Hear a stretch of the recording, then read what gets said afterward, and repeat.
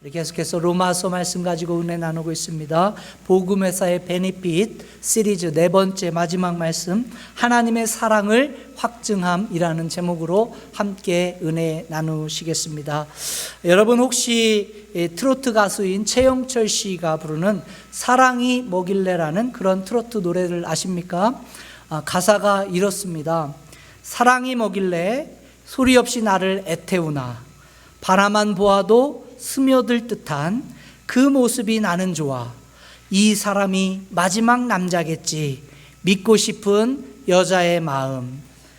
여러분 혹시 여러분 가운데 이 사랑의 마음을 논리적으로 이성적으로 설명하실 수 있는 분 계십니까? 여러분, 저와 여러분들의 인생을 살면서 어떤 이성적으로 논리적으로 이해가 되지 않고 설명할 수 없는 삶의 주제가 있다라면 아마 사랑일 것입니다.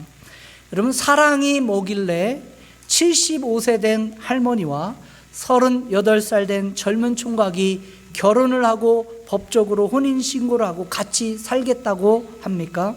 이게 제가 지어낸 얘기가 아닙니다. 지난 한 주간 한국 사회에 큰 이슈가 됐던 그런 뉴스인데요. 지난 9월 29일 한국에서 이런 기사가 하나 났습니다. 유튜버 다정한 부부가 37세 차이를 극복하고 법적 부부가 됐다. 여러분, 아내 옥 씨는 1947년생, 남편 전 씨는 1984년생이다. 옥 씨는 나이 차이가 호적에 37살 차이인데 자식을 낳았으면 막내 아들 뻘이라 부끄럽고 죄송하지만 그래도 헤어지지 않고 둘이 열심히 살아가겠다. 곱게 봐주셨으면 한다. 이런 기사입니다. 여러분, 이것을 여러분 이성적으로 논리적으로 어떤 사랑인가 저에게 설명해 줄 수 있는 분 계십니까? 여러분, 이게 이성적으로 논리적으로 이해가 되십니까? 한국 이야기만 아닙니다. 미국에는요, 또 사랑이 뭐길래 교도소에서 두 번째로 높은 지위에 있던 교도관이 살인을 범한 흉악범과 사랑에 빠져서 죄수를 교도소에서 탈옥시키고 함께 탈출을 합니까? 지금 제가 소설을 쓰고 있는 것이 아닙니다. 여러분 기억하시겠지만 지난 5월 2일 엘레바마주 로더데일 카운티에서 있었던 일이죠. 살인미수, 강도 등 7개 죄명으로 75년형을 선고받은, 그래서 복역 중이던 이 케이시 화이트가 탈출을 합니다. 그런데 그 탈출을 도왔던 사람은 다름 아니라 그 교도에서 두 번째로 높은 지위에 있었던 여자 교도관입니다. 비키 화이트라는 여성인데, 이 여성 교도관이 18살 연하의 죄수와 사랑에 빠져서 둘이 함께 사랑의 도주를 했다는 것입니다. 어떤 영화나 소설에 나올 법한 이야기가 실제로 일어난 사건이었죠.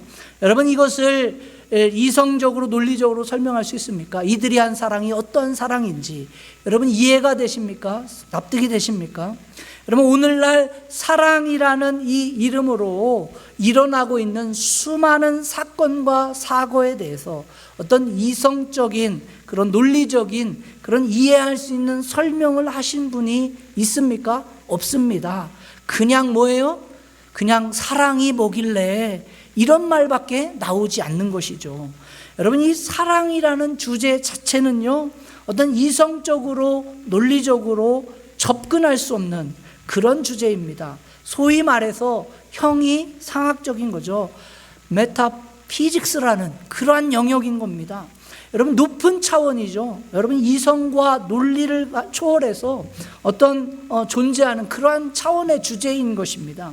그런데 문제는 이 사랑이라는 주제를 이성과 논리로 그러한 잣대로 접근하려는 그런 시도라는 것이죠.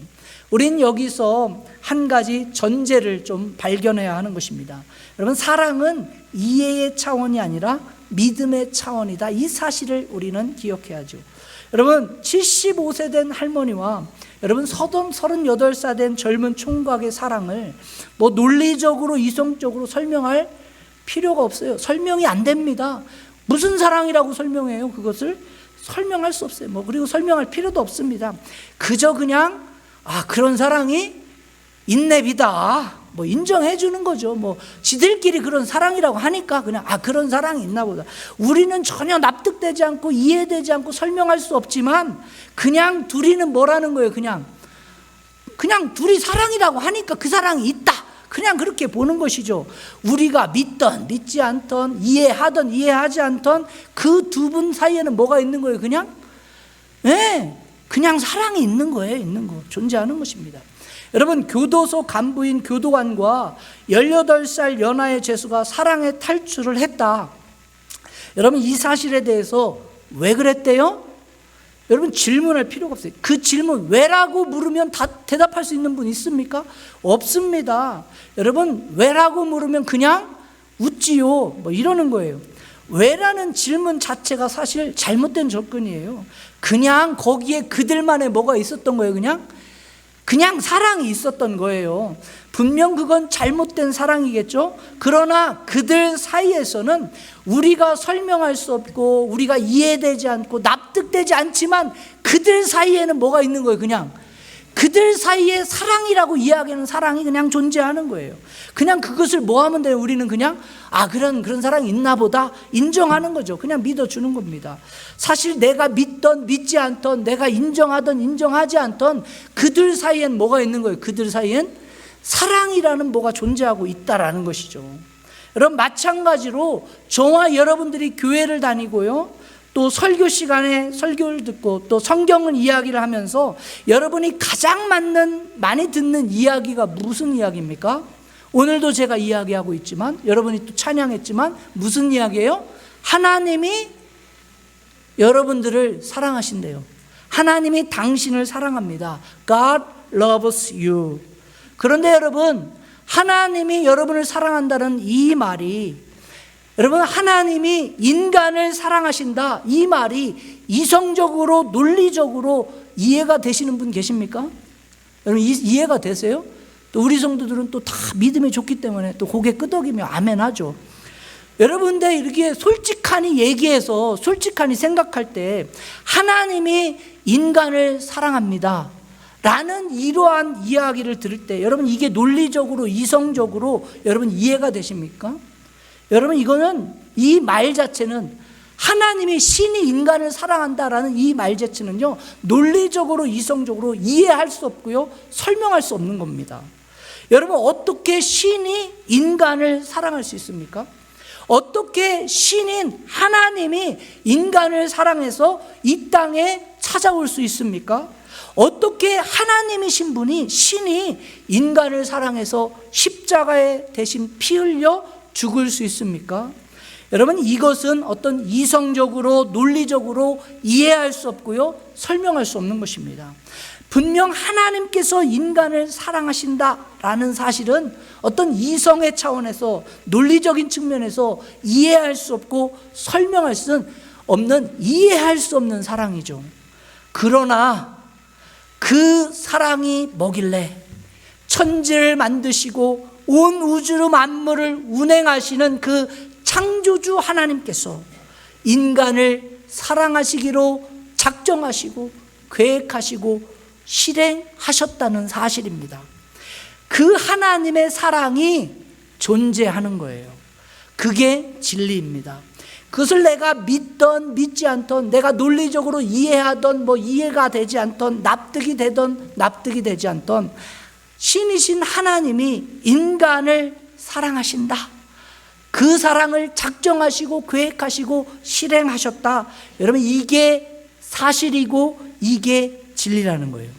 그렇기 때문에 하나님이 당신을 사랑합니다 라는 이 복음은요, 우리의 이해를 요구하는 것이 아니라 여러분, 저와 여러분들의 믿음을 요구하는 것입니다. 여러분, 사도 바울이요, 로마서를 통해서 어떻게 우리가 의롭다 칭함을 받았다라고 말씀하고 여러분 선포하고 있습니까? 무엇으로 우리가 의롭다함을 받았대요? 믿음이라는 거예요. 믿음. 이해 차원이 아니라는 것입니다. 무슨 설득하고 납득하는 것이 아닙니다. 논리적으로 이성적으로 판단할 수 있는 영역이 아니라는 거예요. 내가 보는 어떤 이성, 내가 이해할 수 있는 논리로 판단하는 것이 아니라는 거예요. 보이지 않는 영역이라는 겁니다. 볼 수 없는 영역이라는 거예요. 초월적인 것이라는 것입니다. 하나님의 영역이라는 거예요. 그래서 뭐예요? 그래서 믿음의 영혼이, 믿음의 차원이에요. 그런데 사도 바울이 로마서를 통해 강조하고 있는 이 믿음으로 의롭게 된다는 이 복음과 구원의 근본적인 동기, 근본적인 시작이 어디서부터 시작하는가 하는 거예요. 어디예요? 하나님이 우리를 사랑하셨다는 거예요. 하나님의 사랑입니다. 여러분, 하나님이 인간을 사랑하신다라는 거예요. 하나님이 당신을 사랑하십니다 라는 것입니다. 여러분, 이것은 논리로 이성으로 설명하고 판단할 차원이 아니라는 거예요. 여러분, 초월적인 영역입니다. 믿음의 영역입니다. 내가 믿던 믿지 않던, 내가 이성적으로 판단이 되고 논리적으로 설득되던 안 되던, 여러분, 하나님께서 인간을 사랑하신다. 하나님께서 당신을 사랑하고 계신다. 이게 사실이고 이게 존재하고 이게 진리라는 거예요. 그런데 많은 사람들이 이 초월적인 사랑에 대해서 뭘로 접근하려고 하니까, 이성으로 논리로 접근하다 보니까 뭐가 안 돼요? 이해가 안 되는 거예요. 여러분, 이해가 안 될 뿐만 아니라 믿을 수 없는 것입니다.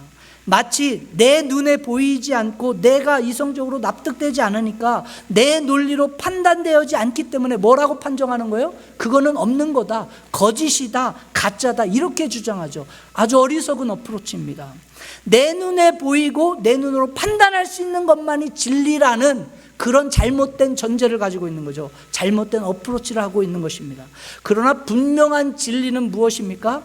내가 인정하던 인정하지 않던, 나의 이성과 논리로 판단이 되던 안 되던, 내가 믿던 믿지 않던, 하나님이 인간을 사랑하시기로 작정하셨고 계획하셨고 실행하셨다라는 거예요. 할렐루야. 그러므로 우리가 하나님이 나를 사랑하신다라는 이 복음의 진리를 인정하고 믿으려면요, 하나님의 사랑이 어떠한 특징을 가지고 있는 어떤 차원의 사랑인가, 그 사랑의 특징을 알아야 하는 것입니다. 그럴 때 하나님의 사랑이 믿어지고요, 그 사랑 가운데 나아갈 수 있는 거예요. 첫 번째로 하나님의 사랑의 특징은요, 기약대로 하나님이 먼저 시작하신, 중요한 게 의도적인 사랑이라는, 어떤 사랑이라고요? 우리 6절 말씀을 같이 한번 보겠습니다. 시작. 우리가 아직 연약한 때 기약대로 그리스도께서 경건하지 않은 자를 위하여 죽으셨도다. 여러분, 여기에서 기약대로라는 헬라어 단어가 카이로스라는 아주 유명한 단어를 쓰고 있습니다. 시간이라는 뜻인데, 여러분, 많은 영어 번역들이 그래서 여러분 at the right time이다 이렇게 번역을 하고 있어요. 여러분, 성경에서 사용하는 시간의 단어가 크로노스와 카이로스라는 단어를 사용합니다. 이 크로노스라는 것은요, 우리 인간적인 차원에서 저와 여러분들이 보고 있는 시계예요. 달력이나 시계로 눈으로 확인되는 그런 시간인 것이죠. 흘러가는 시간을 이야기하는 것입니다. 여러분, 어떤 역사적인 시간의 흐름들, 이런 것을 얘기하죠. 그래서 일반적으로 저와 여러분들이 시간이다 라고 이야기할 때 얘기하는 시간은 이런 크로노스 차원의 시간입니다. 그런데 성경은요, 카이로스라는 다른 차원의 시간을 또한 이야기합니다. 이 카이로스라는 시간은요, 어떤 크로노스처럼 막연히 흐르고 지나가는, 진행되는 시간, 달력과 이런 시간을 이야기하는 게 아니에요. 어떤 의미적인, 결정적인 시간인 겁니다. 하나님의 결정적인 시간, 사건, 이런 것을 이야기하는 거예요. 하나님의 계획과 결정을 의미하는 그러한 시간을 이야기합니다. 하나님의 어떤 계획을 가운데서 그것을 성취해 나가실 때 꼭 필요한 결정적인 어떤 타이밍, 그러한 시간, 이것을 카이로스다 이렇게 부르고 있어요. 여러분, 하나님께서 아주 오래전부터 저와 여러분에 대한 사랑을 계획하시고 그런 계획을 작정하셨다라는 거예요. 언제부터 계획했다고 성경이 말하고 있습니까? 창세 전에부터 했다. 에베소 1장 4절 말씀 우리 같이 한번 보실까요? 1장 4절 같이 읽습니다. 시작. 곧 창세 전에 그리스도 안에서 우리를 택하사 우리로 사랑 안에서 그 앞에 거룩하고 흠이 없게 하시려고. 여러분, 여기 보시면 우리로 사랑 안에서 하나님 앞에 거룩하게 하고 흠이 없게 하기 위해서 하나님이 작정하시고 계획하신 그 타이밍이 언제라고 지금 말씀하고 있어요? 창세전이다. 이 세상이 만들어지기 전에, 창조가 이루어지기 전에, 우리가 이 땅에 태어나기 전에, 내가 하나님께로 먼저 나가기 전에 하나님이 먼저 나를 택하시고 하나님이 먼저 나를 사랑하시고 하나님이 먼저 그 사랑을 이룩하시기 위해서 예수 그리스도를 준비하셨다가 기약대로 at the right time, 하나님의 타이밍에 그 예수님을 이 땅에 보내셨다라는 사실인 것입니다. 그러므로 하나님의 사랑은요, 하나님께서 의도적으로 먼저 시작하셨고, 여러분, 먼저 다가오신 사랑이라는 거예요. 그래서 하나님의 사랑은 무슨 사랑이에요? 의도적인 사랑이라는 거예요. 오늘 우리는요, 여기에서 하나님의 사랑이 의도적이기 때문에 결코 그 하나님의 사랑은요, 변하지 않다는 거예요. 변함이 없다는 사실을 발견할 수 있는 것입니다. 하나님께서 먼저 시작하신 변함없는 그런 사랑이기 때문에 저와 여러분들의 이 구원 또한, 우리가 구원을 확신할 수 있는 그 근거 또한 여기에 있다라는 거예요. 여러분, 만일 우리의 구원의 시작이 내가 무엇인가를 잘하고 내가 먼저 누군가를 사랑에 대한 구애부터 시작했다, 뭔가를 내가 이루어지고 성취해야만 하는 그런 이루어야 하는 구원이라면 여러분, 그 구원은 결코 완전할 수 없다라는 거예요. 반드시 무너지게 되어 있습니다. 왜 그렇습니까? 왜 그래요? 우리 인간 자체가 연약하기 때문에, 인간 자체가 실수하고요, 인간은요 죄를 지을 수밖에 없기 때문에 뭔가 내가 이루는 것이라면 반드시 내가 하면서 할 수 있는 뭐가 생기는 거예요? 실수가 있게 되는 거예요. 내가 하면서 완전하지 못한 뭐가 있을 수밖에 없다라는 거예요. 왜? 인간 자체가 불완전하기 때문에. 그래서 저와 여러분들이 이룰 수 있는 구원 자체도 여러분 뭐예요? 완전하지 못한 겁니다. 그래서 반드시 언젠가는 상실할 수밖에 없는 구원일 수밖에 없죠. 그런데 오늘 성경은 무엇을 말씀하고 있습니까? 나의 구원의 사건은 내가 뭔가 이루는 것이 아니라 하나님이 먼저 시작하신 사랑을 근거로 하고 있다라는 거예요. 하나님이 먼저 사랑하셨다라는 겁니다. 하나님이 먼저 시작하신 것이 구원의 사건이기 때문에 하나님이 변하지 않는 한 우리의 구원은 결코 취소될 수 없다라는 것이죠. 여러분, 우리가 이 하나님의 사랑의 본질을 바로 이해할 때 나의 연약함과 죄악됨에도 불구하고 하나님 앞에 나아갈 수 있는 것입니다. 여러분, 솔직히 말씀드렸어요. 우리 가운데 사랑받을 만한 자격을 갖췄기 때문에 하나님의 사랑을 받은 분이 있다. 한번 손들어 보십시오. 나는 적어도 그래도 사랑받을 만했어요 라는 분 한번 손들어 보세요. 여러분, 이 자리에 앉아있는 분 중에 사랑받을 만한 자격이 있어서 하나님이 사랑하신 분 아무도 없습니다. 그렇게 갖춰서 사랑받은 분 없다라는 거예요. 여러분, 솔직하니 얘기해서 저와 여러분들은 우리 모습을 볼 때 다 뭐예요? 우리는 다 실격자들이에요. 실격자. 하나님의 사랑에 받을 만한 기준을 봤을 때 우리 모두는 다 실격자죠. 우리 모두는 다 하나님의 사랑에 미치지 못합니다. 우리 모두는 다 패배자이고요, 하나님 사랑의 어떤 기준을 볼 때 퀄리파잉 되지 않는 그러한 존재, 이게 저와 여러분들이죠. 여러분, 우리 모두는 연약한 자이고요, 죄인이고 경건하지 못한 자이고 하나님과 원수된 자입니다. 그럼에도 불구하고 우리가 하나님의 사랑을 누릴 수 있는 이유는 무엇일까요? 우리는 패배자인데, 우리는 실격자인데, 우리는 원수된 자인데, 하나님의 사랑을 받을 만한 가치가 하나도 없는 자인데, 그럼에도 불구하고 우리가 하나님의 사랑을 확신하고 누릴 수 있는 유일한 근거는 바로 하나님이 먼저 나를 사랑하시기로 작정하시고 계획하시고 실행하셨기 때문입니다. 그래서 기약대로 at the right time 하나님께서 먼저 저와 여러분들을 사랑하기 시작하신 것이죠. 그러므로 우리의 모습이 현재 어떠한 모습이든지 하나님이 의도를 가지고 시작하신 이 사랑은 결코 취소될 수 없고 결코 버려지지 않는 것입니다. 그래서 하나님은요, 여러분이 잘났든 못났든 포기하지 않는 것입니다. 여러분이 어떤 상황에 있든, 여러분이 어떻든, 여러분이 얼마나 나락으로 떨어진 인생이든지 간에 여러분 상관하지 않고 끝까지 여러분을 붙잡아 주시는 것, 이게 하나님이 의도하신 사랑인 것입니다. 제가 오래전에 이 100살 된 박옥란 할머니에 대한 스토리를 신문에서 읽고 많은 감동을 받은 적이 있습니다. 한국 광주에서 살고 계신 그런 할머니신데, 이분이 13평짜리 임대 아파트에 살고 계신 거예요.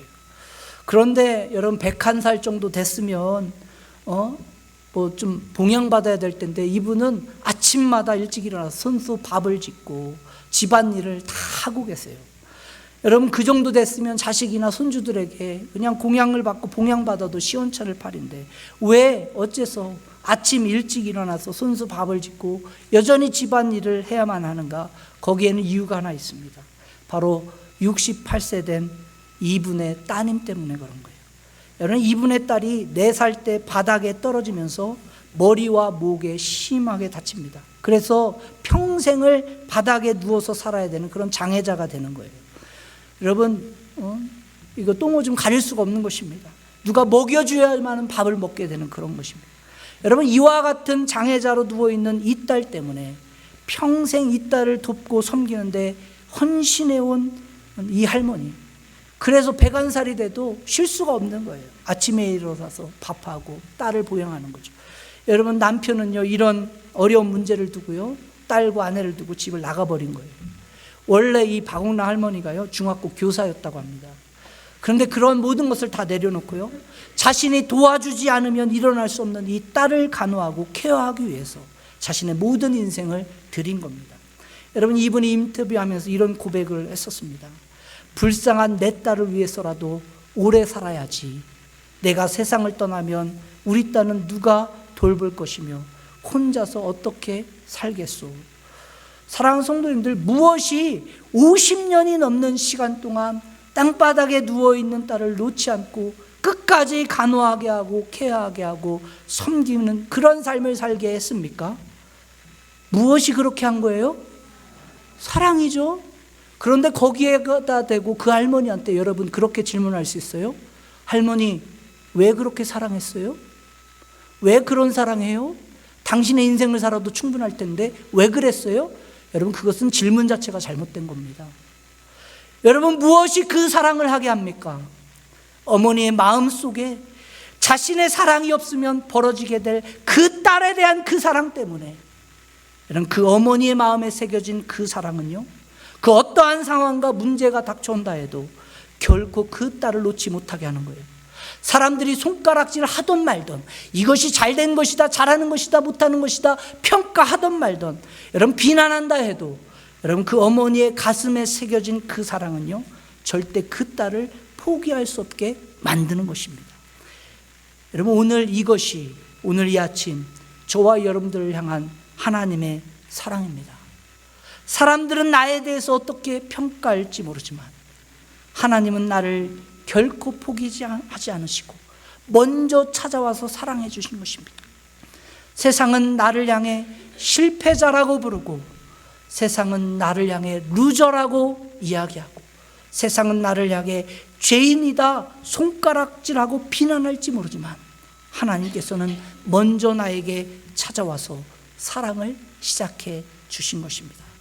그러므로 혹시 여러분의 인생을 살아가다가 세상이 나를 버린다, 정말 이렇게 생각되고 절망하시는 분이 있다면 절망할 필요 없습니다. 사람들이 떠나갔다 상처받을 필요 없습니다. 세상에서 패배자다, 루저다, 그래도 여러분 좌절할 필요 없다라는 것입니다. 낙심할 필요 없다라는 것입니다.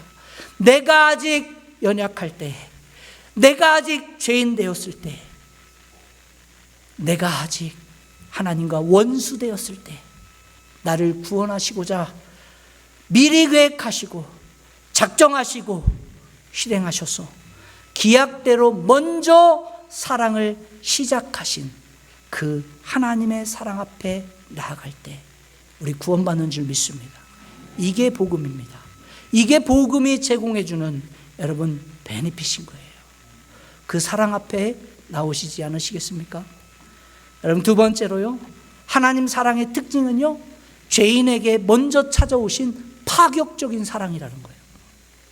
우리가 로마서 5장 6절과 8절, 10절 말씀을 보시게 되면 하나님께서 먼저 찾아가신 사랑, 그 먼저 찾아가신 그 대상이 누구인가, 어떠한 사람을 하나님이 먼저 찾았는가, 이런 것을 우리가 구체적으로 알 수 있는 표현들이 몇 가지 나옵니다. 우리 6절, 8절, 10절 말씀을 같이 한번 읽어볼까요? 시작. 우리가 아직 연약한 때 기약대로 그리스도께서 경건하지 않은 자를 위하여 죽으셨도다. 우리가 아직 죄인 되었을 때에 그리스도께서 우리를 위하여 죽으심으로 하나님께서 우리에 대한 자기의 사랑을 확증하셨느니라. 곧 우리가 원수 되었을 때에 그의 아들의 죽으심으로 말미암아 하나님과 화목하게 되었은즉 화목하게 된 자로서는 더욱 그의 나으심으로 말미암아 구원을 받을 것이니라. 자, 여기에서 하나님이 먼저 찾아가신, 시작하신 사랑이 어떤 대상으로? 우리가 아직 연약할 때, 우리가 경건하지 않은 자일 때, 우리가 아직 죄인 되었을 때, 우리가 어떤 때? 원수 되었을 때. 여러분, 이 네 구절을 모두 우리가 공통점으로 알 수 있는 건 뭐냐면 하나님께서 먼저 찾아오셔서 사랑하기로 작정하고 계획하시고 실행하신 그 사랑의 대상인 우리 인간의 모습이 어떠하다라고 고발합니까? 여러분, 여기서 연약하다라는 것은요, 믿음이 약하다 뭐 이런 뜻이 아닙니다.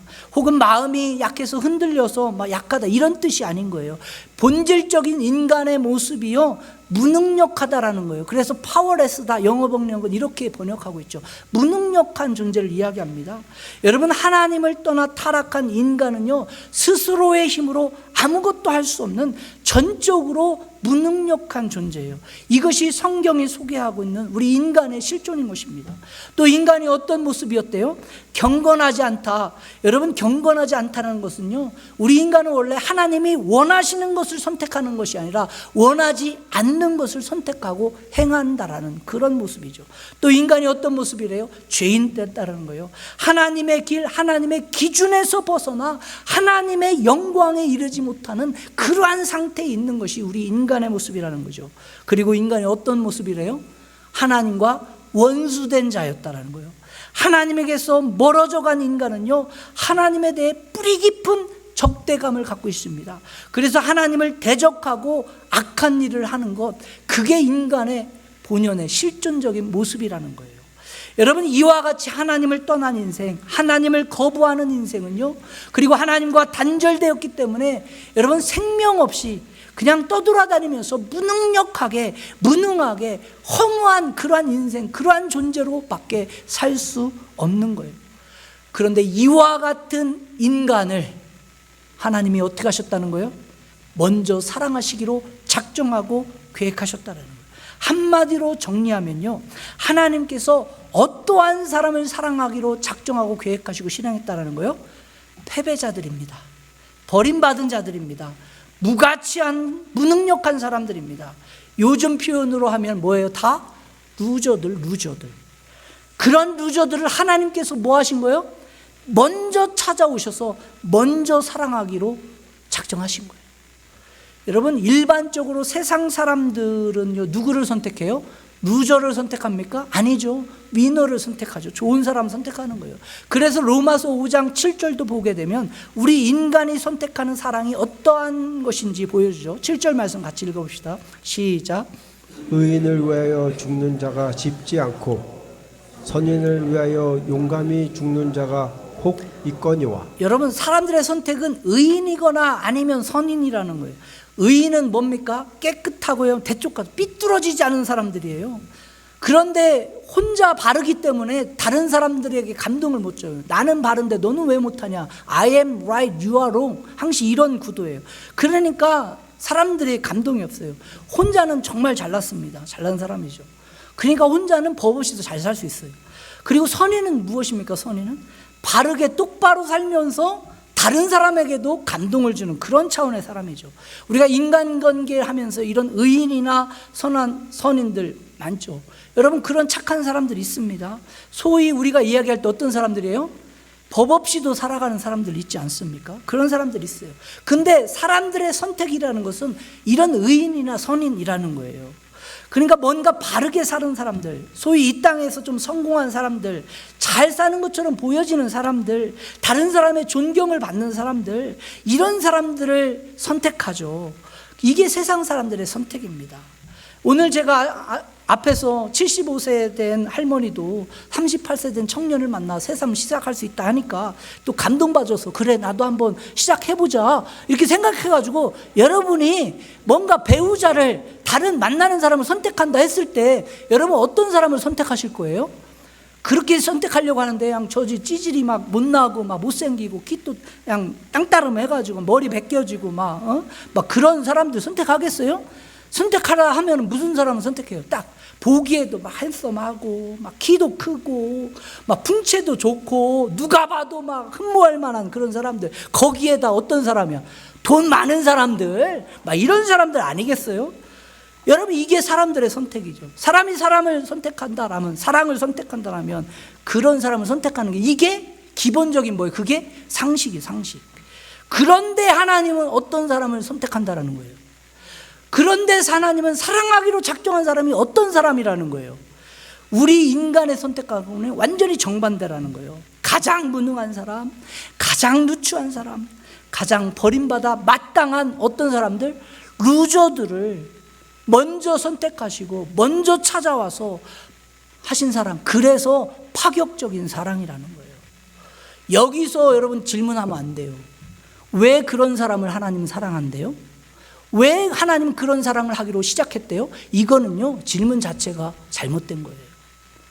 왜 하나님께서 좋은 사람들, 의롭고 선한 사람들 다 내버려 두고 왜 하나님이 이렇게 누추하고 죄인된 그런 사람을 사랑하기로 작정하고 계획하시고 선택하시고 실행했나요?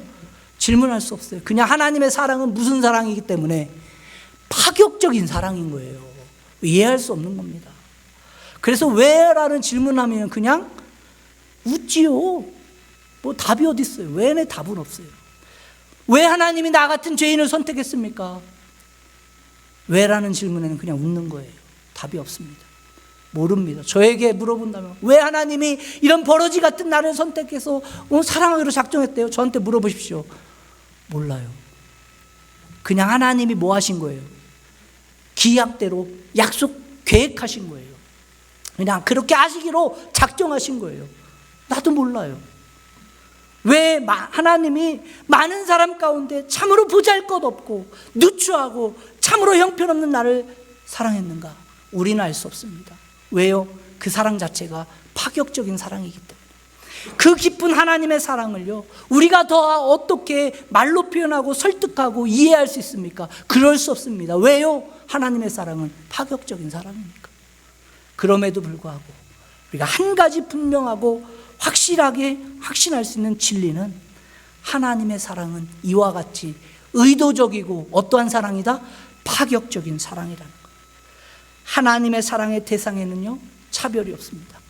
네가 잘났냐 못났냐 상관하지 않습니다. 네가 가졌냐 못 가졌냐 상관하지 않는다는 거예요. 네가 성공했냐 패배자냐 상관하지 않는다는 거예요. 우리가 죄인이냐 죄인 아니냐, 우리가 갖춘 조건에 상관없다는 것입니다. 내가 죄인 되었을 때, 내가 연약할 때, 내가 원수 되었을 때, 내가 아무리 죄인이다 할지라도, 내가 무능력하다 할지라도, 내가 패배자가 되었다 할지라도, 하나님은 더 못난 인생일수록, 더 깨어지고 부서진 그러한 존재일수록 더 가까이 다가오셔서 안아주시고 사랑하기로 작정하시고 품어주시고, 오늘도 사랑하는 내 딸아 아들아 말씀해 주시는 의도적인 파격적인 하나님의 사랑인 줄 믿습니다. 그렇기 때문에요, 이와 같은 우리가 할 질문은 이런 거예요. 그러면 이와 같이 기약대로 먼저 시작하신 의도적인 하나님의 사랑, 그리고 죄인에게 먼저 찾아오신 이 파격적인 하나님의 사랑을 우리가 어떻게 이 땅을 살면서 확신할 수 있는가 하는 것이죠. 어떻게 하나님의 사랑을 확신할 수 있습니까? 먼저요, 하나님께서 죄인 나에게 먼저 찾아오신 이 파격적인, 의도적이고 이 파격적인 사랑은요, 성령으로 말미암아 확신하는 거예요. 뭘로 확신한다고요? 성령으로. 여러분 5장 5절을 한번 읽어봅시다. 뭘로 지금 확신한다라고 했는가? 자, 5장 5절 시작. 소망이 우리를 부끄럽게 하지 아니함은 우리에게 주신 성령으로 말미암아 하나님의 사랑이 우리 마음에 부은 바 됨이니. 자, 성령으로 말미암아 하나님의 사랑이 우리 마음 가운데 부어짐이 있대요. 그렇기 때문에 뭘로 그 사랑이 확신하고 확인될 수 있어요? 성령으로밖에 안 된다는 거예요. 여기에서 부은 바 되었다라는 의미는요, 쏟아 부었다라는 겁니다. 영어에서 pour out 했다 이렇게 번역하잖아요. 그냥 조금 스프링한 정도야, 뿌린 정도가 아니야. 하나님의 그냥 뿌려진 게 아니에요. 하나님의 사랑이 그냥 퍼 부어졌다라는 거예요. 여러분, 이번 허리케인, 플로리다에 온 허리케인 이안 보셨잖아요. 그 강타한 모습 우리가 뭐에서 뉴스에서 보잖아요. 여러분 보는데 막 무슨 뭐 소나기가 막 그냥 막 뭐라 이런 정도가 아닙니다. 그냥 하늘에 무슨 구멍이 뚫려서 누가 막 그냥 소방구스 갖고 부는 것처럼 그 플로리다가 막 그냥 물이 막 쏟아져 부어 내리는 거예요. 근데 하나님께서 성령으로 하나님의 사랑을 그렇게 뭐 하셨다는 거예요? 그렇게 쏟아 부었다라는 거예요. 그렇기 때문에 그 사랑이 뭐 할 수밖에 없어요? 경험될 수밖에 없다라는 거, 확인될 수밖에 없다라는 겁니다. 그리고 이 쏟아 부어진 하나님의 사랑은요, 완료 시제예요. 완료 시제. 과거에 한 번 쏟아 붓고 끝나버린 과거의 사건이 아니라는 거예요. 허리케인처럼 그냥 한 번 쏟아붓고 지나간 그런 사랑이 아니라는 것입니다. 처음 쏟아부었던 그 하나님의 사랑은요, 지금도 어떻게 하고 있대요? 쏟아부어지고 있어서 그 사랑을 우리가 경험한다라는 것입니다. 할렐루야. 그렇기 때문에 여러분, 하나님의 사랑을 우리가 확신할 수 있는 것입니다. 뭘로? 이렇게 쏟아부어 주신 성령으로 말미암아 쏟아부어진 이 하나님의 사랑이 성령을 통해서 확인되는 거예요. 다시 말해 믿음으로 의롭게 된 모든 그리스도인들은요, 성령을 통해 쏟아부어 주신 이 하나님의 사랑을 내적으로 여러분 경험하게 된다라는 거예요. 할렐루야. 그래서 여러분, 믿음으로 의롭게 되어 예수 그리스도 안에서, 하나님 안에서 살아가는 그리스도인들은요, 하나님이 나를 사랑하신다 이 사실을 부인할 수가 없어요. 왜? 이미 성령으로 그 사랑이 뭐였기 때문에? 경험되고 있기 때문에, 경험하기 때문에. 그래서 하나님이 당신을 사랑하십니다라고 했을 때 뭐 하게 됩니까? 당연히 그냥 아멘이에요. 거기에 무슨 1.1에게 의심도 없어요. 그냥 믿어지는 거. 믿어요. 왜? 성령이 깨닫게 하시니까. 근데 막 헷갈려? 그러면 여러분 다시 한번 생각해 봐야 되는 거예요. 헷갈리는 게 없어요. 뭐 이성적으로 논리적 구분할 필요가 없습니다. 그냥 뭐예요? 믿어지는 거예요. 여러분, 하나님의 쏟아 부어주시는 사랑을 경험하고 계십니까? 하나님이 나를 사랑하시는 사실이 여러분 믿어지십니까? 그 사랑을 경험하셔야 합니다. 이것은 이성적으로 논리적으로 이해되기 때문에 믿는 것이 아니라 성령으로 말미암아 저와 여러분 마음 가운데 쏟아 부어주시는 그 하나님의 사랑을 경험하게 되는 것입니다. 저는 오늘 이 아침에 성령께서 저와 여러분들의 마음 가운데 쏟아부어 주시는 그 하나님의 사랑이 직접적으로 경험되어지길 주님의 간절히 축원드립니다. 여러분, 또 다른 한 가지, 하나님께서 죄인인 나에게 먼저 찾아와서 이 의도적이고 파격적인 사랑을 시작했다. 우리가 그 사실을 어떻게 확신할 수 있냐? 바로 예수님 십자가의 죽으심으로 우리 그 사랑을 확신할 수 있는 거예요. 8절 말씀 읽어봅시다. 8절 시작. 우리가 아직 죄인 되었을 때 그리스도께서 우리를 위하여 죽으심으로 하나님께서 우리에 대한 자기의 사랑을 확증하셨느니라. 여러분, 그리스도께서 우리를 위해서 죽으심으로 하나님께서 우리에 대한 하나님의 사랑을 확증해 주셨다는 거예요. 사랑하는 성도님들, 예수님께서 십자가에 죽으신 것은요, 저와 여러분들을 위해서 죽으신 것입니다. 예수님 자신을 위해서 죽으신 것이 아니에요. 바로 하나님과 원수되고 하나님으로부터 멀어져 나갔던, 떠나갔던 죄인인 나를 대신해서 예수님 십자가에 죽으신 거예요. 거기에 대놓고 왜 죽으셨대요?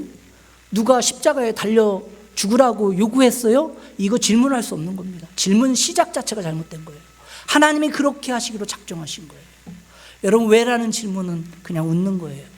왜라는 질문은 접근 자체가 잘못된 겁니다. 왜가 없습니다. 단지 그 사랑이 뭐길래 하나님께서 예수 그리스도를 이 땅에 보내시고 하나님이신 그분이 십자가에서 나를 위해 죽으심으로 하나님께서 죄인 된 나를 사랑하신다. 이렇게 사랑한다. 이렇게 이 사랑을 내가 태초부터 작정했고 계획했고 이와 같이 실행했다. 이 사랑을 뭐 하신 거예요? 보여주신 거예요. 드러내신 겁니다. 확증해 주신 거예요. 여기에는 왜가 없어요. 하나님이 그렇게 하신 거예요. 하나님께서 우리에 대한 자기의 사랑을 예수님 십자가에 죽으심으로 그렇게 확증하고 보여주신 거예요. 프루브해 주신 것입니다.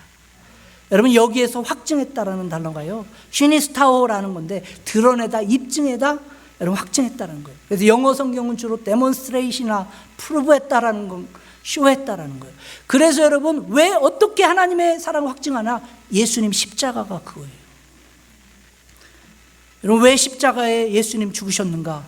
여러분, 왜라는 질문은요, 논리적이고 이성적인 그 왜에 대한 대답은 없어요. 단지 하나님이 창세전부터 그렇게 계획하고 작정하시고 실행하시고요. 왜? 그 사랑이 뭐길래 하나님이신 분이 인간의 몸으로 이 땅에 직접 내려오신 것입니다. 단지 그 사랑이 뭐길래 이 죄 많고 연약하고 무능하고 원수되었던 연약한 인간인 나에게 이 나를 대신해서 하나님이신 분이 십자가에 달려 피 흘려 죽으신 거예요. 그 사랑이 뭐길래? 이것은 이해할 수 없는 사랑입니다. 그러나 저와 여러분들의 이성과 논리로 이해를 하던 이해하지 않던, 여러분이 믿던 믿지 않던 이 이해할 수 없는 사랑은, 이해할 수 없는 사랑을 하나님께서는 창세 전부터 작정하시고 계획하시고 실행하셨습니다. 그리고 이 이해할 수 없는 그 사랑의 이야기가 오늘 저와 여러분들이 가지고 있는 이 성경 66권의 대주제입니다. 하나님이 인간을 사랑하십니다. 하나님이 당신을 사랑하시기로 작정하시고 계획하시고 실행하셨습니다. 하나님이 당신을 사랑하십니다. 제가 아주 오래전에 가이드포스트라는 신앙 잡지 이런 실화 하나 소개된 것을 들은 적이 있습니다. 이런 방탕한 여인에 대한 이야기인데, 여러분, 이분은 아주 어렸을 때 아주 좋은 가정 환경에서 자랐어요. 그래서 착실하게 신앙생활도 하고 교회도 다녔습니다. 그런데 그만 나중에 잘못된 길에 들어서게 된 것입니다. 그 결과 하나님을 등지고 믿음에서 떠나가게 되었죠.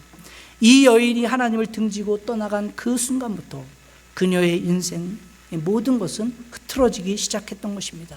어린 나이에 결혼을 했는데 실패하고 맙니다. 결국 남편에게 내어 쫓김을 당하게 되죠. 이러다 보니 그녀는 스스로를 생각할 때 나는 버림받은 인생이구나, 이렇게 저주하며 비관하며 그렇게 살아갈 수밖에 없죠. 그래서 인생 될 대로 되라, 뭐 인생 무슨 낙이 있냐 하면서 자신의 몸을 마구 굴리며 살았던 것입니다. 그러다 마약 중독자가 되고요, 결국 절망에서는 정말로 절망해서 해서는 안 될 그런 끔찍한 일들을 하면서 쓰레기와 같은 그러한 삶을 살아왔던 것입니다. 그러다 그녀가 에이즈라는 몹쓸 질병에 걸려서 죽어가는 그런 형편에까지 오게 된 것이죠. 바로 그때 어떤 목사님 한 분이 그녀의 가정을 신방하게 된 것입니다. 그리고 예수 그리스도의 복음을 전하기 시작했던 거예요. 하나님께서 자매님을 사랑하십니다. 하나님께서 자매님을 위해서 예수님 이 땅에 보내주셨고요, 자매님을 위해서 대신 십자가에 죽으시고 부활하시게 했어요. 그게 살아계신 하나님이십니다. 그렇게 사랑하십니다. 이 예수님 믿으면 다시 시작하실 수 있습니다. 예수님 믿으면 다시 회복하실 수 있습니다. 그렇게 정성을 다해 복음을 전했는데, 그럼에도 불구하고 이 그녀의 반응은 냉담했던 것입니다. 그녀가 고백하기를, 내 인생은 끝이 났습니다. 나 자신뿐만 아니라 내 주변의 모든 사람들이 내 삶을 통해서 망가지고 다 망가졌는데 지금 와가지고 무슨 더 바랄 것이 있겠습니까? 그냥 나는 지옥에 밖에 갈 수 없는 그런 존재로 살아가겠어요. 나의 인생에 아무런 희망이 없어요. 그냥 내버려 두세요. 자기 삶에 대한 희망을 포기하고 절망을 선포했던 것이죠. 여러분, 이러한 냉담한 반응을 듣던 목사님이 문득 이 그녀의 그 옷장 위를 보게 되는데, 그런데 거기 아주 귀엽고 그리고 웃고 있는 여자아이 사진 하나가 붙어 있었던 거예요. 그때 목사님이 이렇게 그녀에게 질문합니다. 저 아이가 누굽니까? 그러자 갑자기 이 그녀의 얼굴에 화색이 돌면서 밝아지면서, 아, 저 아이는 제 딸입니다. 제 삶에서 가장 소중한 보물이에요.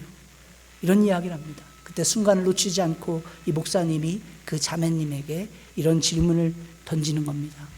만약 저 아이가 어려움에 빠진다면, 만약 저 아이가 실수하고 못난 짓을 하고 큰 질병에 빠져 있다면, 당신은 저 아이를 용서하고 사랑으로 받아주실 수 있습니까? 그랬더니 그녀가 이렇게 대답을 합니다. 물론입니다. 다른 사람이면 몰라도 내 생명 같은 저 딸아이가 어떠한 지경에 처해 있던가지, 어떠한 나락에 떨어져 있던가지, 나는 결코 그 딸을 놓지 않을 것입니다. 포기하지 않을 것입니다. 왜냐하면요, 그 딸은 나의 하나밖에 없는 아주 소중한 귀한 딸이니까요. 그런데 왜 이런 질문을 합니까? 그때 목사님이 여인에게 이렇게 답변해 주는 거예요. 왜냐하면 하나님의 옷장 위에도 자매님의 사진이 붙어 있기 때문입니다. 자매님은 자매님 스스로 인생을 어떻게 처참하게 정말 나락으로 몰아갔는지 모르겠지만, 그러나 하나님은 자매님을 결코 놓지 않으셨습니다. 포기하지 않으십니다. 지금이라도 하나님 아버지 그 사랑의 품으로 다시 돌아오기만 하신다면 자매님 인생은 다시 시작할 수 있습니다. 지금이라도 그 사랑의 아버지의 품으로 다시 돌아오기만 하신다면 하나님 아버지의 그 의도적이고 파격적인 그 사랑이 자매님을 살리실 것입니다. 왜냐하면요, 자매님은 이 세상에 하나밖에 없는 하나님께서 가장 소중하게 여기고 귀하게 여기고 존귀하게 여기는 하나님의 딸이니까요. 이 말 끝에 그 자매가 울면서 하나님 앞에 나와 다시 새 삶을 시작하는 그런 간증 이야기입니다. 사랑하는 성도님들, 하나님이 당신을 사랑하십니다. 오늘 이 아침에 그 하나님의 사랑 앞에, 이 초청 앞에 나오시지 않겠습니까? 우리 그 사랑이 찬양하고 함께 결단하고 기도하고 마쳤으면 좋겠습니다.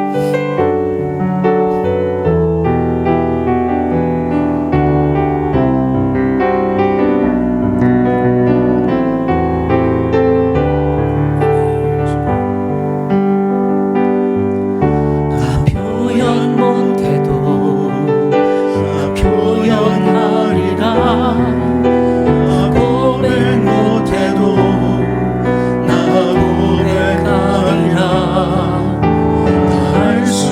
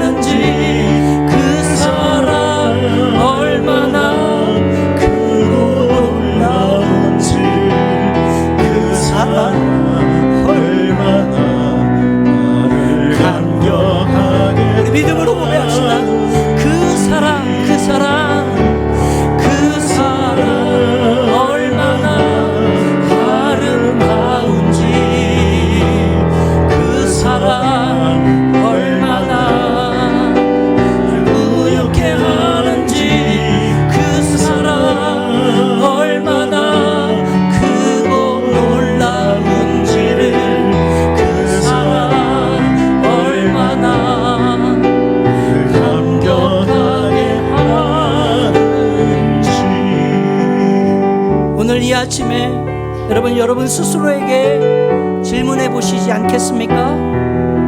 여러분 한 분 한 분 지난달 여러분 스스로를 어떻게 생각하셨습니까? 여러분 얼마나 바르게 살아오셨나요? 하나님 결대로 우리가 바르게 살았기 때문에 우리를 사랑하신 것이 아닙니다. 우리는 절대로 그런 삶 살지 못합니다. 여러분 이민생활하면서 새벽부터 일어나서 밤늦게까지 이리 뛰고 저리 뛰지만 여러분 우리 속에 참된 기쁨 있고 평안 찾았던가요? 행복 없습니다. 여러분 가정도 자녀도 내가 소유했던 모든 것 내 맘대로 내가 원하는 대로 되던 일이 있던가요? 우린 절망할 수밖에 없죠. 만족함 없습니다. 우리의 삶은 흐트러지고 망가지죠. 연약합니다. 우리는 죄인입니다. 우리 스스로 그렇게 모두 인정할 수밖에 없죠. 그러나 오늘 이 아침에 정말 우리를 향해서 의도적이고 파격적인 사랑을 하시기로 결단하시고 계획하시고 실행하신 그 하나님 앞에 나와서 여러분 고백해 보시지 않겠습니까? 하나님, 나는 지금까지 비참하고 처참하게 살아왔던 나의 삶을 주님 앞에 가져나옵니다. 그리고 고백합니다. 하나님, 나는 넘어졌습니다. 하나님, 나는 무너졌습니다. 하나님, 나는 좌절했습니다. 하나님, 나는 죄인입니다. 하나님, 나는 무능합니다. 하나님, 오늘도 나는 실수합니다. 그러나 오늘도 나를 사랑하기로 작정하시고 계획하시고 실행하셔서 오늘 이 아침에 나를 사랑하는 딸아, 내 사랑하는 아들아, 내가 너를 사랑한다 말씀해 주시는 그 하나님 앞에 나가겠습니다. 여러분 이러한 결단과 헌신으로 여러분 기도해 보시지 않겠습니까? 우리 혼자 힘으로는 해결할 수 없습니다. 일어설 수 없습니다. 오늘도 의도적으로 파격적으로 우리를 사랑하시기로 작정하시고 계획하시고 실행하신 그 십자가의 사랑, 그 사랑 앞에 오늘도 성령 하나님께서 여러분의 마음을 붙잡아 주시는 줄 믿습니다. 우리 결단하고 헌신하고 기도하시겠습니다. 기도합니다. 오 주님, 아버지 하나님, 오늘도 나는 넘어집니다. 오늘도 나는 실패자입니다. 오늘도 나는 죄인입니다. 오늘도 나는 너무 아픕니다. 오늘도 나는 아버지 울 수밖에 없습니다. 하나님, 나는 혼자의 힘으로 도저히 해결할 수 없지만 오늘 주님 말씀해 주십니다. 내가 너를 사랑하기로 작정하고 계획하고 실행했다. 사랑하는 내 딸아, 사랑하는 내 아들아, 내가 너를 사랑한다. 오 주님, 주님 앞에 나갑니다. 주님 앞에 결단합니다. 주님 앞에 헌신합니다. 오늘도 그 사랑 앞에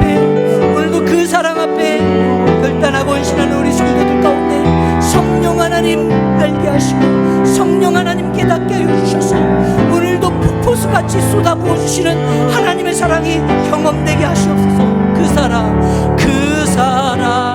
얼마나 아름다운지, 그 사랑 얼마나 날 부욕해 하는지, 그 사랑 얼마나 크고 놀라운지를, 그 사랑 얼마나 나를 감격하게 우리 믿음 앞에 나갑시다. 그 사랑 얼마나 아름다운지, 그 사랑 얼마나 나를 수욕해 하는지, 그 사랑 얼마나 놀라운지를, 그 사랑 얼마나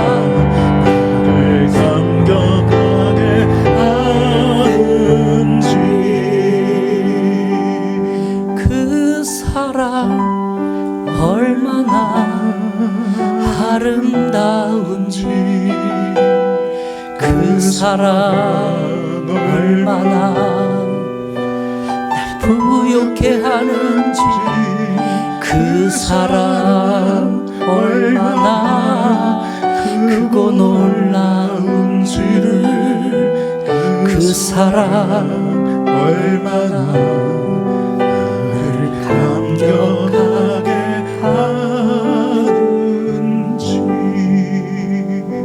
사랑의 하나님, 오늘도 하나님의 그 사랑 앞에 우리의 연약함과 우리의 죄악됨과 우리 하나님 원수됨을 내려놓고 하나님 그 사랑 의지해서 나아갑니다. 성령 하나님, 폭포수같이 정말 감당할 수 없는 그 사랑 앞에 믿음으로 결단하고 헌신한 우리 귀한 성도들 다시 일어나게 하시고 구원받게 하시고 하나님 그 사랑으로 인해 오늘도 확신하며 믿음의 길 걸어가는 귀한 성도들 다 되게 도와주세요. 예수님 이름으로 기도합니다.